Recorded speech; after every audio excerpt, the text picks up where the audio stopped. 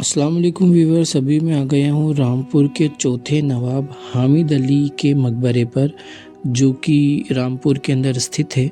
और ये वही नवाब हैं जिन्होंने पर्सनल रेलवे स्टेशन बनाया था। ये बात आपने सुनी होगी, लेकिन साथ ही साथ रेलवेज़ को उन्होंने स्टेशन के लिए ज़मीन भी दान में दी थी। और उन्हीं के इस मकबरे के साथ और भी बहुत सारे नवाब ख़ानदान की कब्रें भी यहाँ पर मौजूद है।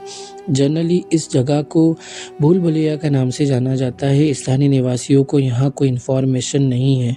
यहाँ तक कि जो मुजावरी कर रहे हैं वो नवाब साहब ही करते हैं। प्रॉब्लम बस यही है मुस्लिम्स के साथ में दोस्तों, कि एजुकेशन हासिल नहीं कर पाने की वजह से यहाँ बताया जाता है कि एक ही दिन के अंदर जिन्नों ने इसे बना दिया था।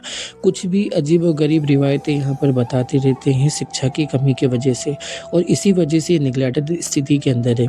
नवाब ख़ानदान के लोग भी यहीं पर रहते हैं, और उन्हीं के अंदर रेलवेज़ के पास में जो उनका पर्सनल रेलवे स्टेशन था, आपसी परिवारवाद की वजह से वो खंडर जैसी हालत के अंदर है। और इसके अंदर गवर्नमेंट की तरफ से भी ये संस्कृति धरोहर के तौर पर उसका रेस्टोरेशन नहीं किया जा रहा है।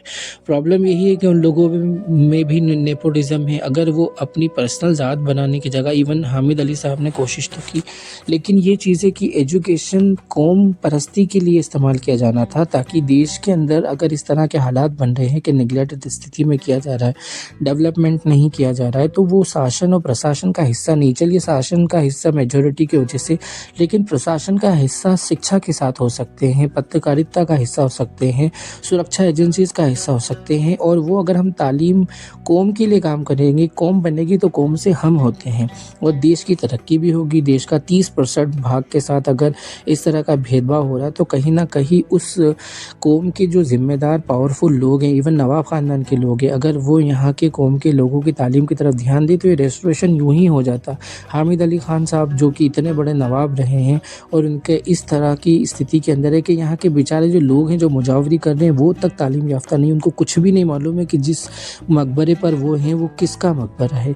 तो education is much more important. तो दोस्तों ये था चौथे नवाब हामिद अली ख़ान साहब का मकबरा। आई होप कि इन्फॉर्मेशन आपको अच्छी लगी होगी। तो please get the education, specially humanities के, सोशल साइंस के, और इन्हीं सब्जेक्ट्स के ज़रिए से आप यूपीएससी और एसएससी के एग्ज़ाम दे सकते हैं। और उसके बाद जो हमारे देश की धरोहर है उसके रेस्टोरेशन के काम के अंदर आपका भी कंट्रीब्यूशन, सहभागिता, पार्टिसिपेशन हो पाएगा। आई होप कि ये सारी इन्फॉर्मेशन आपको अच्छी लगी होगी।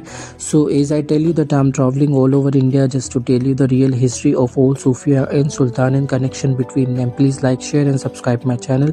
Inshallah shortly I am going to upgrade my video quality and the sound quality as well. So please, I need your support. Subscribe it. Assalamu alaikum warahmatullah.